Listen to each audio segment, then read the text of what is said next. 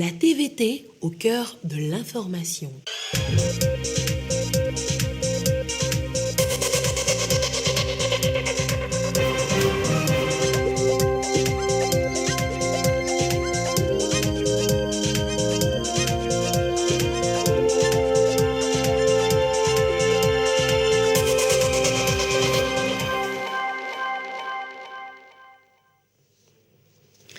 Il est l'heure du journal sur la télévision togolaise. Madame, Monsieur, bonsoir. Et voici les titres de cette édition. Après 2 ans de suspension pour cause de crise sanitaire, le pèlerinage à la Mecque est de retour cette année. Les fidèles d'Allah pourront donc accomplir cet autre pilier de l'islam cette année. Les détails dans ce journal. Ce 8 juin, les océans sont à l'honneur, une occasion pour sensibiliser une fois encore tous les acteurs pour une synergie d'action pour préserver ces étendues d'eau indispensables à la vie et à l'économie. Les échos de cette célébration dans cette édition. Également à préserver l'écosystème environnemental. Et le Togo s'est lancé dans une vaste campagne de reboisement après le 1er juin. Quel bilan dresser et que reste-t-il à faire? Eh bien, nous poserons la question à l'invité du 20h qui est le ministre de l'Environnement et des Ressources forestières, Folibazy Katari. Monsieur le ministre, bonsoir. Bonsoir, Anita. Et à tout à l'heure. Merci beaucoup, à tout à l'heure. Le Hadj reprend du service, donc après 2 années de suspension pour cause de crise sanitaire. Le grand pèlerinage à la Mecque pour le compte de cette année est prévu pour la dernière semaine de ce mois de juin. L'annonce a été faite ce mercredi par le comité du Hadj. Le compte rendu avec Ulrich Amiga. 2 ans après sa suspension pour cause de la pandémie au Covid-19, le Hadj fait son retour. Les pèlerins togolais auront l'occasion pour cette année 2022 de fouler le sol saoudien, retrouver la Mecque. Un pèlerinage avec des conditions particulières et un soutien à la communauté musulmane. Crise sanitaire oblige. Le quota de pèlerins qui est réservé à notre pays passe de 2225 en 2019 à 1098 cette année 2022. Les conditions sanitaires caractérisées par la nécessité d'être vacciné, la nécessité d'avoir le pass vaccinal et aussi d'être âgé de moins de 65 ans. Les dates de départ probables sont le 21, 22 et 23 juin 2022. Et les dates de retour le 28, 29, 30 juillet 2022. La date de Arafat, qui est le point culminant, c'est le 9 juillet 2022. Le coût du Hadj était de 2 250 000 en 2019, mais compte tenu des différents changements, le prix du Hadj est de 3 090 000 francs. Mais le chef de l'État nous a dit que lui-même, il va contribuer au Hadj à hauteur de 90 000 francs par pèlerin. Une subvention pour près de 100 millions de francs CFA, une action de haute portée. Qu'Allah le Tout-Puissant veille sur le chef de l'État pour ce geste qui tient à cœur à tous les musulmans togolais et qu'Allah le facilite le Hadj de cette année. Les regards des pèlerins désormais tournés vers la Mecque, chacun d'eux avec des préoccupations particulières et aussi communes à soumettre à Allah, le tout miséricordieux. À noter donc que ce sont les compagnies Askai et Ethiopian Airlines qui ont été choisies par le gouvernement togolais pour le transport des pèlerins vers la Mecque. On ne le dira jamais assez, l'océan est au plus mal. L'une des raisons, c'est que 8 milliards de déchets sont déversés chaque année dans la mer. Et ce 8 juin, journée mondiale des océans, les autorités togolaises reviennent sur la lutte et sensibilisent les populations sur les gestes qui dégradent les océans. Le compte rendu avec Marie-Ange Bida. Pour la circonstance, on ne pouvait pas rêver mieux. Un décor planté sur la mer, les invités bercés par les frais marins et le bruit des vagues. L'apothéose de la journée mondiale des océans célébrée au plus près des populations côtières. À leur côté, autorités politiques, locales et diverses organisations. Tous réunis pour la cause de l'océan. Cette source qui nourrit plus d'1 milliard de personnes dans le monde. Cela fait 40 ans que j'exerce cette activité. Je vends le poisson frais, fumé et séché. Mon père est pêcheur, donc je suis né et j'ai grandi dans ce domaine. Le poisson est rare maintenant et il se vend cher. On gère au mieux, mais ce n'est plus rentable. La rareté des poissons, l'une des conséquences de la dégradation des océans. Un phénomène causé par les tonnes de déchets déversés chaque année dans la mer. Une situation qui appelle à un changement de comportement. Chaque mercredi, pas d'activité de pêche. Nous nettoyons la plage et les abords de la mer. Nous le faisons pour que les déchets ne polluent pas l'eau et tuent les poissons. Les poissons doivent se multiplier pour nos activités. Le Togo met les bouchées doubles pour mieux gérer son espace maritime et développer l'économie bleue. Plusieurs textes ont été ratifiés en faveur de la protection de l'océan. Plusieurs actions d'envergure en matière de gouvernance maritime ont été entreprises. Entre autres, l'élaboration de la stratégie nationale pour la mer et le littoral, qui repose sur les actions en faveur de l'amélioration, de la conservation et de l'utilisation durable des océans et de leurs ressources, la protection durable de l'environnement marin et côtier, ainsi que la promotion de la recherche et la sensibilisation en matière de connaissance du domaine maritime. Notre pays a également ratifié plusieurs conventions internationales et les a transposées dans son ordonnancement juridique national pour permettre au pays de lutter efficacement contre d'éventuelles pollutions marines susceptibles de dégrader les eaux marines togolaises. La célébration de la Journée mondiale des océans a été aussi marquée par une sensibilisation des populations riveraines. Elles ont été entretenues sur la revitalisation, action collective pour les océans.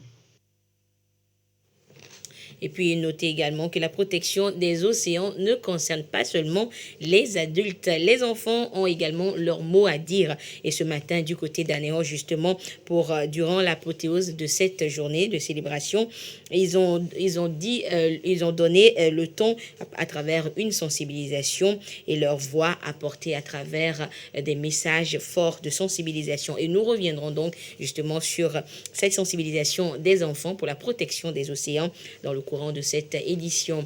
Et notez également que l'organisme national chargé de l'action de l'État en mer a également organisé une sensibilisation ce mercredi à l'endroit des acteurs du secteur maritime. Cette rencontre était pour les encourager à une action collective et les inciter à mener des initiatives innovantes visant à assurer la protection des océans et des mers. Le compte rendu avec Norbert Agbedanou et Sandra Aziagui. Des déchets, des détritus et bien d'autres rejets polluants sur la plage et même dans la mer. Des actes dont les conséquences sont de grande portée. Elles sont ressenties dans la santé publique et sur les écosystèmes. Pour limiter le danger sur la côte togolaise, le Haut Conseil pour la mer veut passer par un éveil de conscience. Les acteurs du domaine maritime sont entretenus sur le sujet. Ils devront travailler en symbiose en vue de la protection de la mer et de l'océan. Cela exige des approches responsables et durables. Nous devons prendre soin de la mer parce que cette mer est une mer nourricière. On peut même dire aujourd'hui que cette mer est en danger. Il faut une action collective. Nous puissions mener des activités, des actions pour lutter contre la pollution dans le sens du développement de la mer. Ne pas jeter des ordures, ne pas poser des actions pour polluer notre environnement marin. Nous sommes là pour revitaliser cette action. L'océan demeure une source de matières premières, d'énergie et d'alimentation. Il reste un espace d'échanges commerciaux et représente une part importante des revenus de l'État. Pour booster le secteur maritime au Togo, l'organisme national chargé de l'action de l'État en mer est mis sur pied dans le but de préserver les intérêts maritimes. Et je vous l'annonçais, pour la sensibilisation donc et pour préserver les océans. Les enfants étaient également de la partie, ils ont leur mot à dire. Et ce matin, du côté d'Anéro, ils ont porté leur voix à travers des messages forts, des messages de sensibilisation. Nous retrouvons donc Marie-Ange Bida pour ce reportage. Ils ont entre 7 et 10 ans. Des élèves quelque peu timides vis-à-vis de la foule, mais tenaces par rapport à un engagement, la protection de l'océan. Leur voix, ils les mettent à l'unisson pour la cause. Je pêche ce qui est autorisé. Je consomme des poissons et des fruits de mer de manière responsable. Je continue à m'instruire sur les mers et l'océan. Je partage mes connaissances sur les mers et l'océan et la nécessité de les préserver avec mon entourage, mes amis, ma famille. Ces messages sont contenus dans ce livret d'enfants « Ma planète bleue », ouvrage illustré assorti de jeux et questions. Au fil des pages, il guide l'enfant à connaître l'océan, les espèces sous-marines et les métiers de la mer. Bref, à l'intéresser à la chose marine. Nos actions sont nées au Togo en 2016, spécialisées dans la mobilisation et la sensibilisation des jeunes générations sur les questions du rôle éducateur de l'enfant pour porter le changement dans les familles. C'est plus de 200 écoles qui sont intégrées dans nos programmes de formation. C'est plus d'1 millier de bacs de tri sélectif mis en place aujourd'hui. Aujourd'hui, le message passe. L'ONG Moi Je Trie met l'enfant au centre de toute action. Elle milite pour l'éducation environnementale, la protection des écosystèmes et le changement de comportement. Voilà donc ce qu'on pouvait retenir de cette célébration ce 8 juin de la Journée mondiale des océans. Les acteurs de l'industrie du karité réfléchissent depuis hier à Lomé sur l'avenir de leurs produits de base. Ils veulent, à travers des actions communes et collectives, renforcer la résilience et la restauration de la filière et ainsi améliorer les conditions de vie des femmes productrices et transformatrices du karité. Sandra Agbotier, Clarisse Atikle.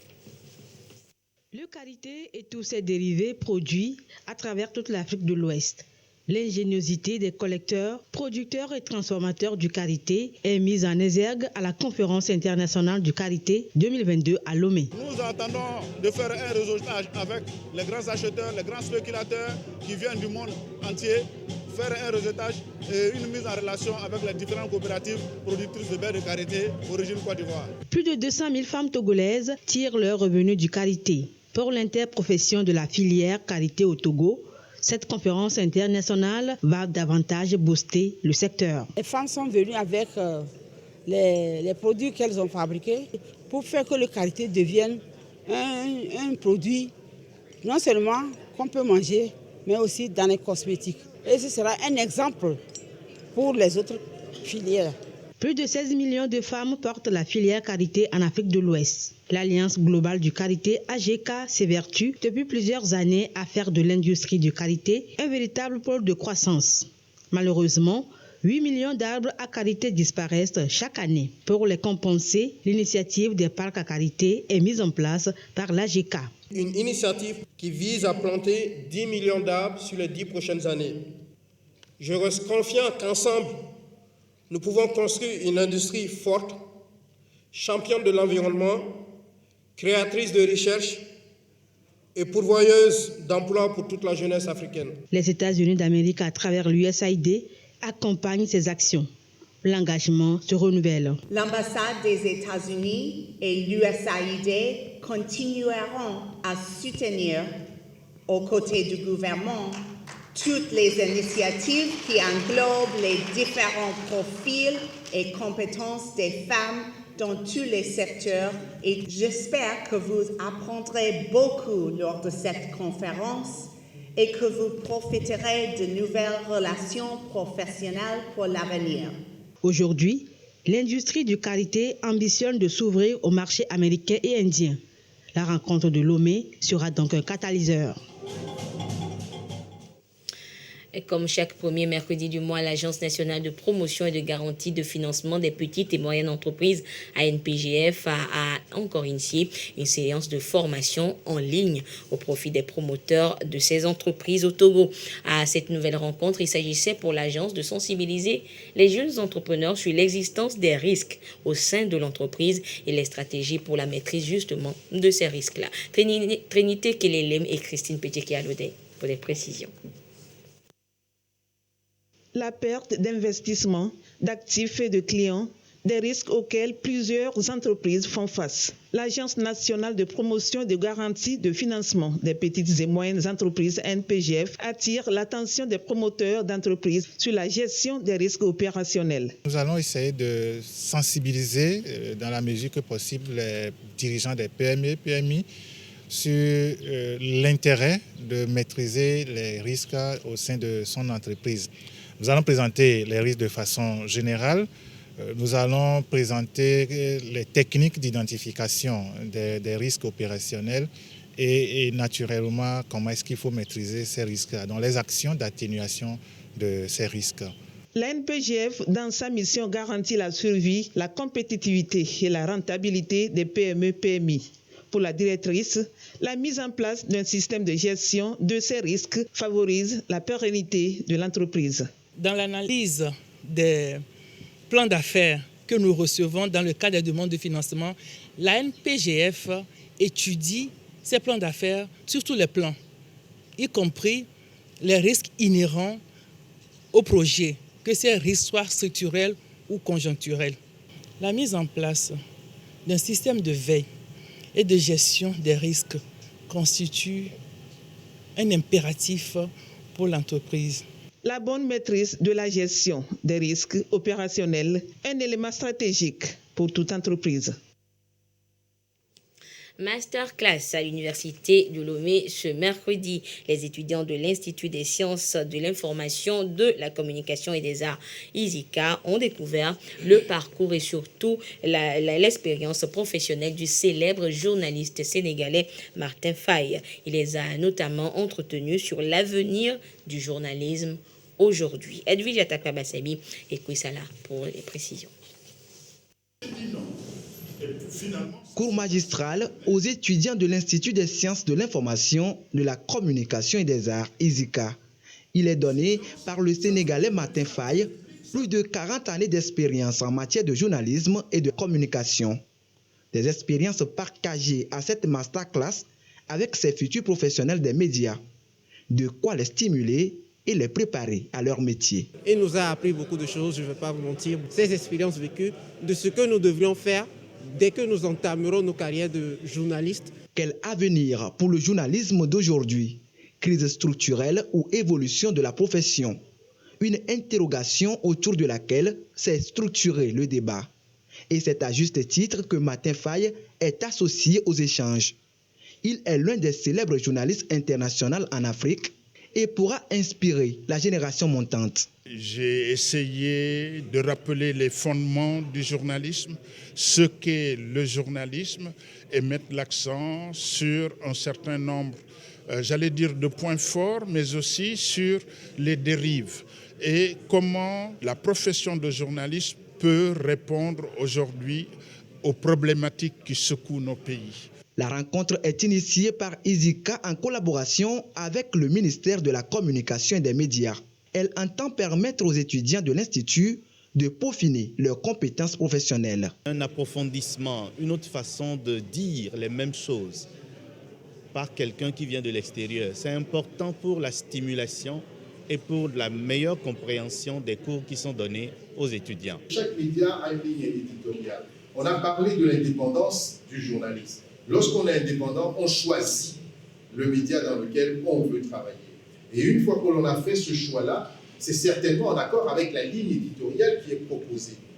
Les grilles programmatiques des médias de service public, des médias d'État, sont actuellement en révision. Et vous le verrez, la part donnée au contenu local va significativement progresser dans ces grilles-là. Le métier de journaliste exige le professionnalisme avec en toile de fond le respect de l'éthique et de la déontologie.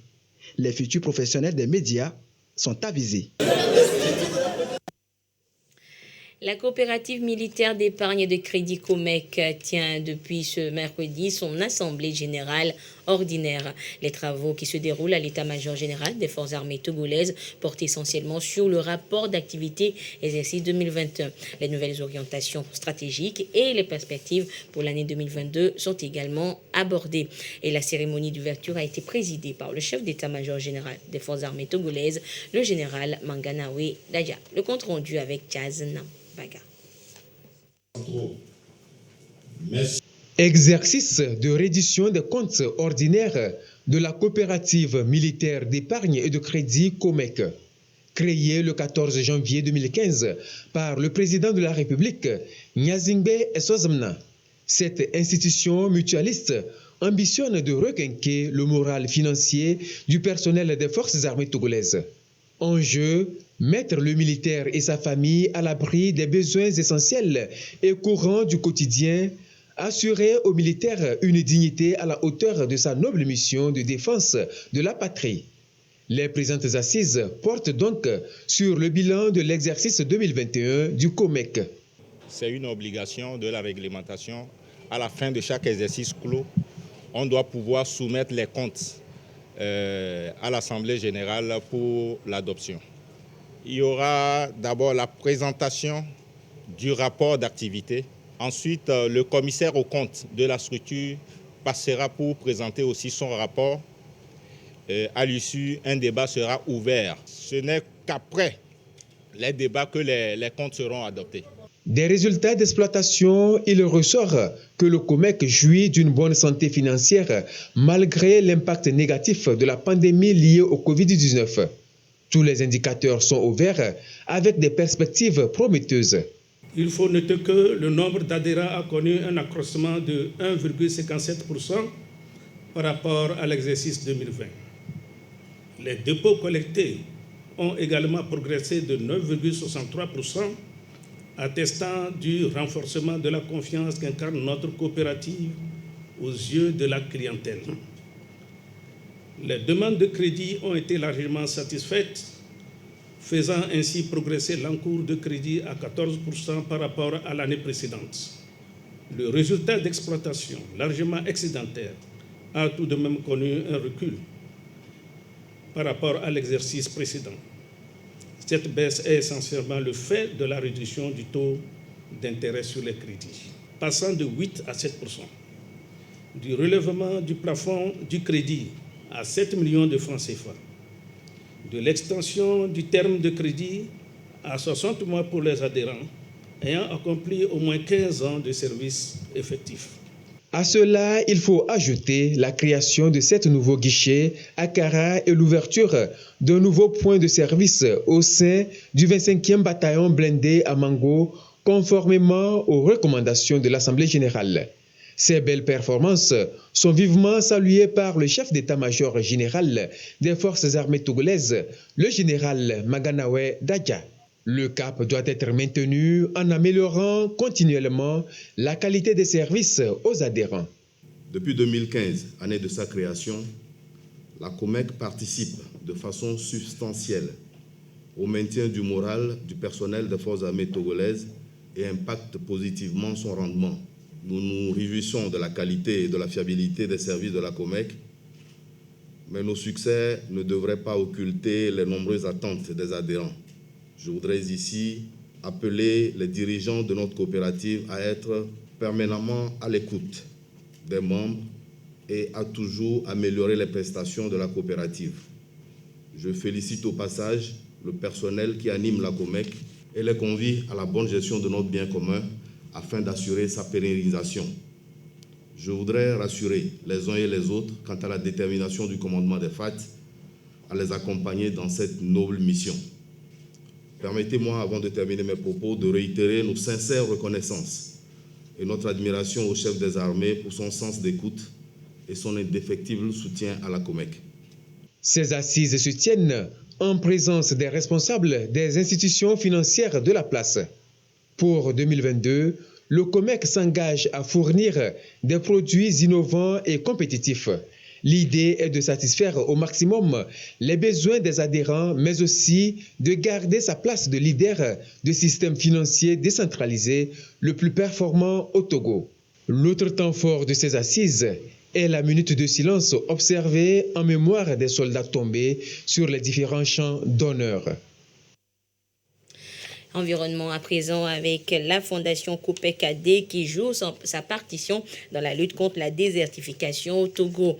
Les membres de la coopérative ont mis en terre plusieurs plans la semaine dernière dans la commune d'Agouenivé, une manière pour eux également d'accompagner le gouvernement dans cette lutte. Le gouvernement qui a donc lancé depuis juin dernier la campagne nationale de reboisement. Le compte rendu avec Gisèle Kozona et Ulrich Amiga.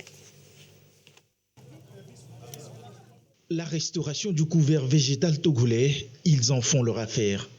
Les membres de la Fondation COPEC-AD traduisent leur engagement en adhérant à la campagne de reboisement lancée officiellement le 1er juin dernier. La coopérative a mis en terre plus de 100 plants sur cet espace. Le but de cet événement, c'est d'abord de respecter la tradition par la Fondation COPEC-AD, dont l'un des objectifs est la lutte contre l'érosion, contre le dérèglement climatique, mais surtout la lutte pour l'environnement. La dynamique, planter plus de 20 millions d'arbres d'ici à la fin de l'année 2022.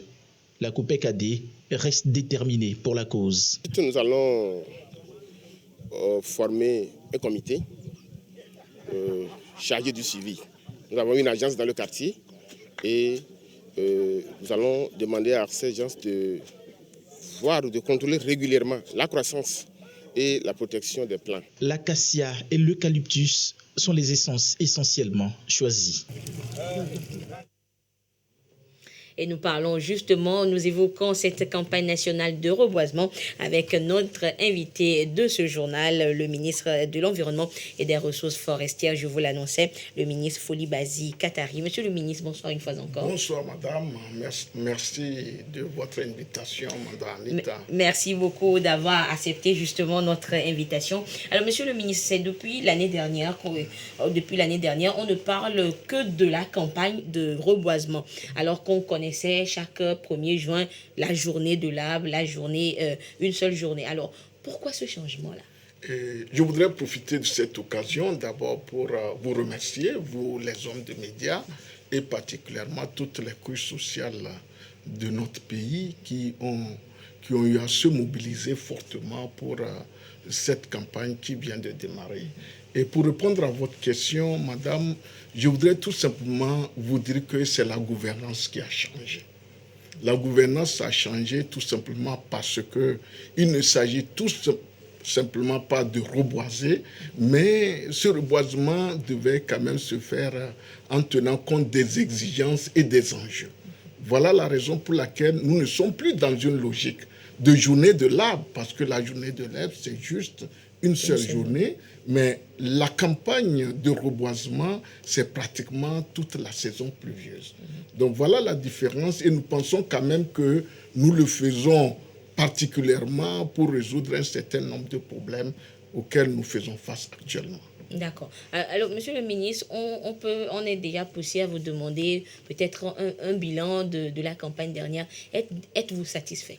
Oui, on n'est jamais satisfait quand on a envie de mieux faire. Et je crois que on a essayé. Je crois que c'est à partir de l'année passée, en 2021, que le problème de campagne de reboisement s'est posé avec acuité. Et par la feuille gouvernementale qui a fait du ministère de l'Environnement le département qui devait porter cette noble mission.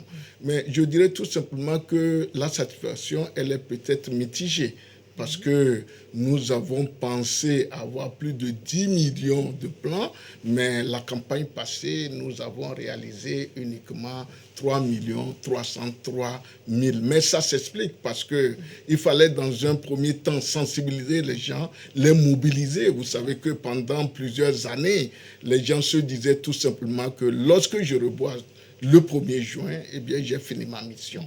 Alors, ce n'était pas dans la logique de la campagne.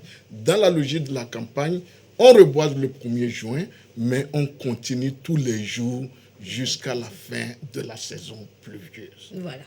Alors, Monsieur le ministre, donc on a compris, disons, l'idée du gouvernement. Et le 1er juin dernier, le gouvernement a donc lancé l'édition 2022.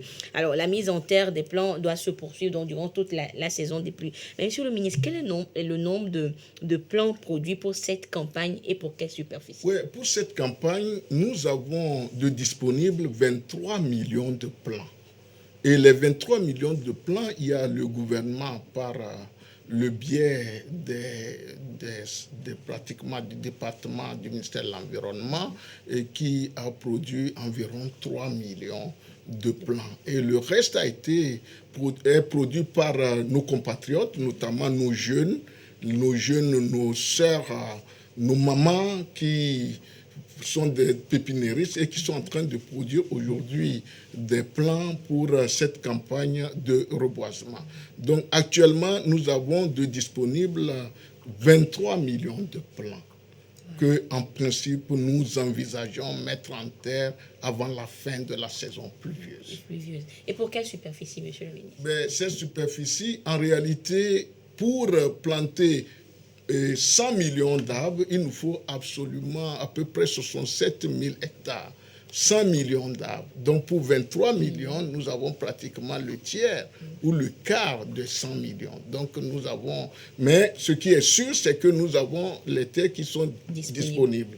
La superficie que nous avons pu recenser est autour de 130 millions d'hectares actuellement disponibles. Donc ça veut dire que dans le domaine de la superficie, nous avons pratiquement tout pour réussir. D'accord. Donc il n'y a pas de raison que quelqu'un dise je ne trouve pas d'endroit pour reboiser. Ah non, pas du tout, parce que les superficies sont disponibles. Et je crois que lorsqu'une personne veut reboiser, elle a des problèmes de superficie, elle peut tout simplement s'adresser à nous et puis nous sommes prêts à mettre à sa disposition des superficies nécessaires pour le reboisement. D'accord. Alors, Monsieur le ministre, le gouvernement veut ainsi atteindre une double ambition quinquennale et décennale de reboisement. Alors, quelles sont les différentes stratégies que vous comptez, vous, au niveau du ministère de l'Environnement, mettre en œuvre pour augmenter ou accroître justement la couverture forestière d'ici 2025, voire d'ici 2030? Oui, avant cela, je voudrais quand même éclaircir qu'est-ce que c'est que l'ambition quinquennale et décennale.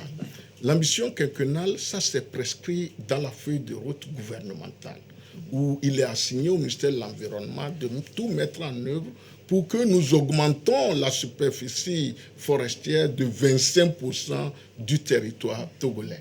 Maintenant, l'ambition décennale, c'est une ambition qui a été exprimée et portée par le chef de l'État lui-même, qui voudra que d'ici 2030, nous mettons en terre 1 milliard d'arbres, soit 100 millions d'arbres par an. Donc, voici la nuance entre les deux ambitions. Mais vous posez la question de savoir quelles sont les conditions, quelles sont les stratégies. Je dirais tout simplement que la première des stratégies, c'est la mobilisation. La mobilisation, et je crois que vous avez noté l'implication, la forte implication des plus hautes autorités, notamment le chef de l'État lui-même, le 1er juin, ensuite mandat le Premier ministre, qui a fait pratiquement un parcours de combattant dans plusieurs préfectures pour donner l'exemple à tous les Togolais qu'il s'agit d'une ambition que nous devons tout faire pour réaliser. Ensuite, vous avez vu l'implication de pratiquement tous les membres du gouvernement, toutes les couches sociales, les opérateurs économiques, et d'ailleurs même les agents, notamment des médias publics et privés. J'ai été heureux de constater que les journalistes eux-mêmes s'étaient retrouvés à Aguaï pour accompagner le gouvernement dans cette noble mission.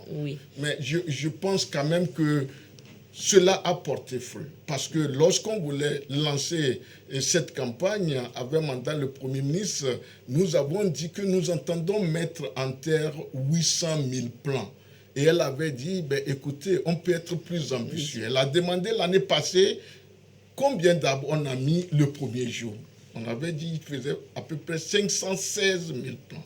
Elle a dit, mais pourquoi pas, on peut aller jusqu'à 1 million de plants. Et je suis heureux de vous annoncer que pour la seule journée du 1er juin, nous avons mis en terre 1 421 000 plants sur toute l'étendue du territoire. Vous comprenez bien que impossible n'est pas togolais. N'est pas togolais. Et la mobilisation est de mise. Absolument. Alors, monsieur le ministre, avant de vous laisser repartir, c'est vrai que vous nous avez assez entretenu sur cette campagne, mais peut-être un dernier message à l'endroit des Togolais. Le message, c'est ceci, c'est que nos sœurs, nos parents sont aujourd'hui les pépiniéristes. C'est un emploi vert. Ils attendent de nous l'acquisition des plants qu'ils ont produits. L'année passée, nous les avons mobilisés, nous les avons dit, il faut produire les plants. Il y aura toujours des acquéreurs. Donc, je voudrais que pratiquement, nous qui sommes ici, nous commençons à leur acheter ces plants qu'ils ont produits. Et j'invite particulièrement les opérateurs économiques qui ont envie d'accompagner le gouvernement dans cette mission de payer les plants qui pourront être mis à la disposition de la population. Par exemple, lorsque Wassem, qui se trouve à Tabligo, veut investir dans le reboisement, Wassem peut prendre contact avec les pépiniéristes de Tabligo, achète les plants près d'eux et puis met à la disposition du ministère pour qu'on puisse aider les organisations de femmes et d'hommes de Tabligo dans cette campagne de reboisement. Il en sera de même pour d'autres sociétés de la place. Je crois que dans les pays où le reboisement a bien réussi, on a noté une implication non seulement des pouvoirs publics, mais aussi et surtout des opérateurs économiques et enfin de la société civile. Merci beaucoup, monsieur le ministre de l'Environnement et des Ressources forestières. Et nous avons donc compris, la campagne nationale de reboisement, c'est une affaire de tous. Et je vous donne à présent la situation de la pandémie au nouveau coronavirus Covid-19 au Togo à ce jour du mercredi 8 juin 2022. Le nombre de cas confirmés est de 37 154. 12 nouveaux cas enregistrés depuis hier. Le nombre de personnes guéries est de 36 832. 7 nouveaux guéris depuis hier. Le nombre de cas actifs est de 49 et le nombre de décès est de 273. Un communiqué signé par le ministre en charge de la Santé, professeur Moustapha Mijiawa. Et voilà, c'est sur le point de la situation de la pandémie du nouveau coronavirus au Togo que se referme cette édition. Merci de votre fidélité à la télévision togolaise. Excellente suite de nos programmes. Au revoir.